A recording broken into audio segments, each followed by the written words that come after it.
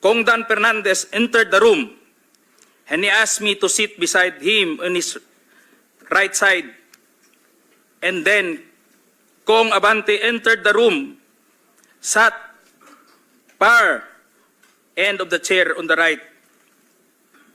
One of the lawyers of Police Karma stood near at my back. Kong Dan Fernandez put the paper he was holding on the table and told me, "Ito ang sasabihin mong statement na ito," while pointing on the paragraph on the paper. "Ito ang supplemental affidavit ni Colonel Garma.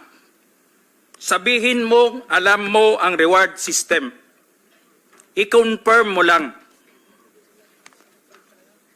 Kong Dan told me to read the said affidavit. However, I asked the copy of affidavit he was showing to me to read it. He did not give it to me.